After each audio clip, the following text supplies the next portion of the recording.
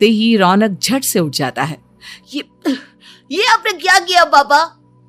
अब तो उठेगा नहीं तो यही करना पड़ेगा ना। वैसे थैंक्स डैड, आपके कारण ना अब मुझे नहाने की भी जरूरत नहीं पड़ेगी। चलिए अब आप माँ से बोलकर मेरे कपड़े निकलवा दीजिए, तब तक मैं ब्रश कर लेता हूँ।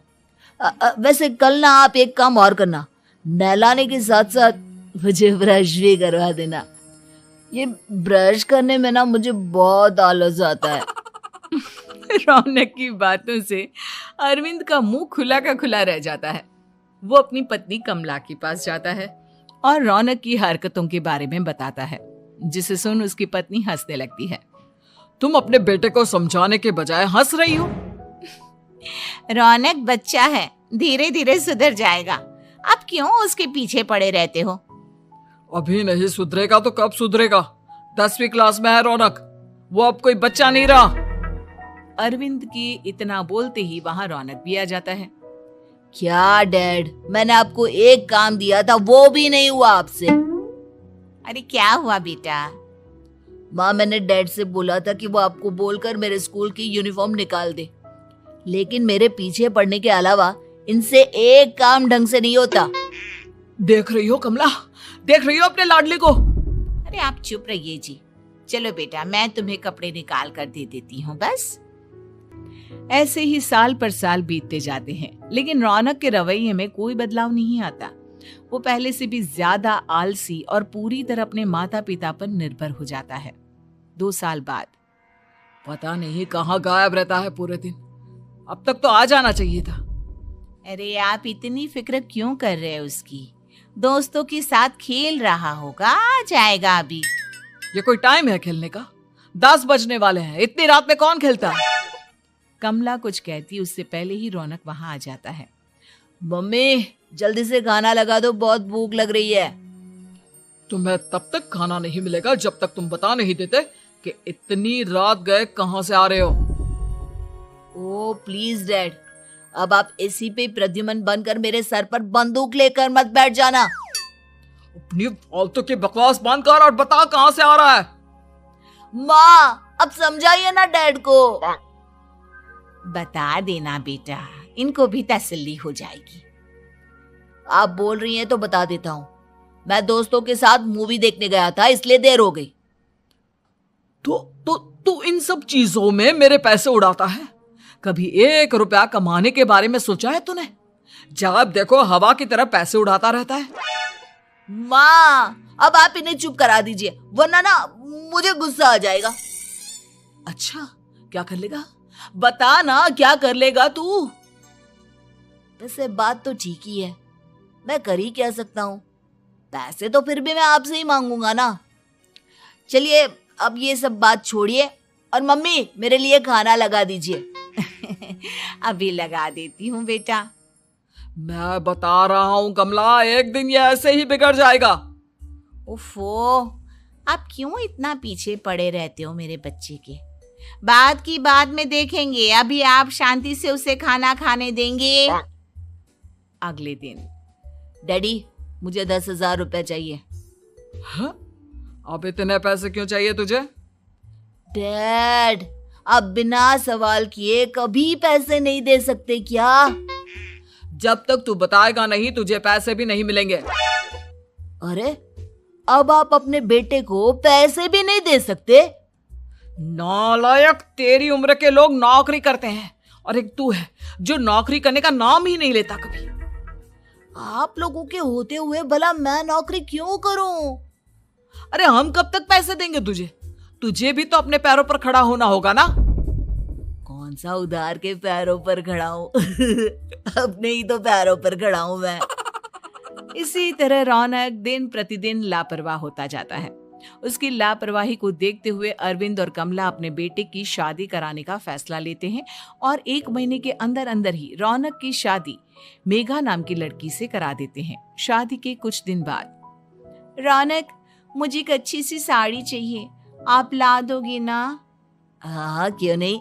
कितने तक की आती है साड़ी? यही करीब 5,000 तक की। तुम चिंता मत करो, मैं आज ही डैडी से पैसे मांगकर तुम्हारे लिए साड़ी ले आऊंगा। आप कब तक ऐसे ही अपने पापा से पैसे मांगते रहेंगे? कोई अच्छी सी नौकरी क्यों नहीं कर लेते आप? अरे डैड के होते हुए मुझे नौकरी करने की जरूरत ही क्या है? पर आप ऐसे कब तक उनसे पैसे मांगते रहेंगे? कुछ आपको अपने दम पर भी तो करना होगा ना।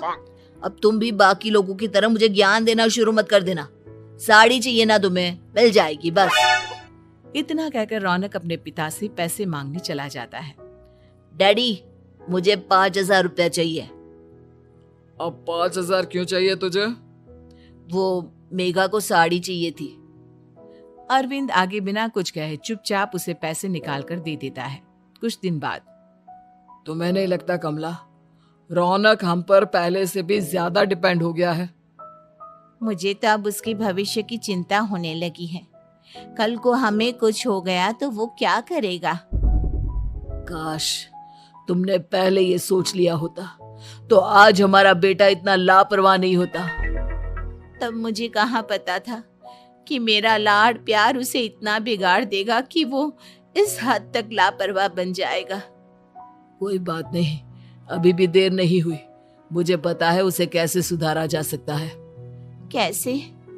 अरविंद कुछ कहता उससे पहले रौनक वहां आ जाता है और पैसों के लिए हाथ फैलाने लगता है। डैड, मैं और मेघा बाहर घूमने जाना चाहते हैं। अरे वाह, ये आज सूरज कहाँ से निकला है? Dad please. अच्छा चलो अब मुद्दे की बात करो। मुझे अब 25,000 चाहिए। अब तुम्हें 1 रुपया भी नहीं मिलने वाला। अगर तुम्हें पैसों की इतनी ही जरूरत है तो कोई ढंग की नौकरी कर लो। मम्मी, आप कुछ कहिए ना डैड को। बेटा, वो गलत क्या बोल रहे हैं? ये सब हम तेरे भले के लिए ही तो कर रहे हैं। मम्मा, मैंने बताया ना आपको, मुझे नहीं करनी कोई जॉब वॉब। तो ठीक है, निकल जाओ हमारे घर से। तुम्हारे जैसे लोगों के लिए मैंने ये घर खड़ा नहीं किया है। जितना ये घर आपका है ना, उतना ही मेरा भी है। मैं कहीं नहीं जाने वाला। जाना तो पड़ेगा ही तुझे, क्योंकि अब मैं तेरा कोई भी खर्चा नहीं उठाने वाला। ठीक है, मत उठाइए मेरा खर्चा। मैं अपने दम पर भी जी सकता हूँ। तो बेशर्मों की तरह अब तक यहाँ क्यों खड़ा है? अपना सामान ले और निकल जाए यहाँ से। रौनक पैर पटकते हुए वहां से चला जाता है। घर से निकालना जरूरी है क्या उसे? बिना पैसों के कौन रखेगा उसे किराए पर? अगर उसका भविष्य सुधारना है तो हमें अपने दिल पर पत्थर रखकर ये कदम उठाना ही होगा। दोनों बात कर रहे होते हैं कि रौनक अपनी पत्नी के साथ एक बड़ा सा बैग लेकर घर से निकल जाता है, लेकिन घर से बाहर उसे कोई भी मुफ्त में अपने घर किराए पर नहीं रखता। अंत में थक हार कर वो फिर से अपने घर चला जाता है। क्या हुआ? थोड़ी देर पहले तो दहाड़ते हुए घर से निकला था, अब क्या हुआ? नहीं रखा ना किसी ने तुझे किराए पर? डैड प्लीज, मैं कुछ दिनों में कोई अच्छी सी नौकरी शुरू कर दूंगा। आप तब तक तो हमें रख लीजिए प्लीज। सुबह से रात हो चुकी है लेकिन कोई हमें रखने को राजी नहीं है। अब आप ही बताइए, इतनी रात को मैं मेघा को लेकर कहाँ जाऊंगा? ठीक है, बहू की वजह से मैं तुझे घर पर रख रहा हूँ, लेकिन तू इस घर में एक बेटे की नहीं बल्कि एक किराएदार की हैसियत से रहेगा। 3 महीने हैं तेरे पास। इन 3 महीनों के अंदर अंदर मुझे तेरी पहली तनख्वाह हाथ में चाहिए, समझ गया? पक्का डैड, इन 3 महीनों के अंदर अंदर तो कोई बढ़िया सी नौकरी ढूंढ ही लूंगा मैं। ऐसे ही धीरे धीरे समय बीतने लगता है और अरविंद के दिए 3 महीनों में से 2 महीने बीत चुके होते हैं। पापा जी ने हमें 3 महीने दिए थे, जिसमें से 2 महीने तो बीत चुके हैं। अब ये आखिरी महीना बचा है। अरे तुम चिंता मत करो, आज मेरा ना 2 जगह इंटरव्यू है। दोनों में से कहीं ना कहीं तो जॉब लगी जाएगी। अच्छा, all the best. Raunak interview के लिए निकल जाता है, जिसके बाद शाम में रौनक घर आता है। कैसा गया इंटरव्यू? आपकी नौकरी लगी या नहीं? अरे पहले सांस तो ले लेने दो अच्छे से। बताइए ना, मुझसे तो जरा भी इंतजार नहीं हो रहा है। वो दरअसल बात यह है कि मेरी नौकरी तो लग चुकी है लेकिन पैसे बहुत कम है। कितने पैसे हैं? 15,000। इतने में अरविंद और कमला मिठाई का डिब्बा लेकर आ जाते हैं। बधाई हो बेटा। हम जानते थे तेरी जॉब जरूर लगेगी। लेकिन मेरी सैलरी बहुत कम है मम्मा।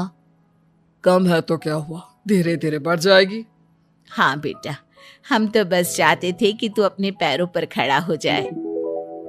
मतलब अब आप मुझे घर से नहीं निकालेंगे? नहीं, ये सब हमने तुझे जिम्मेदार इंसान बनाने के लिए किया था। Thank you mummy papa. अगर आप दोनों ऐसा नहीं करते तो मुझे कभी अपनी जिम्मेदारियों का एहसास तक नहीं होता।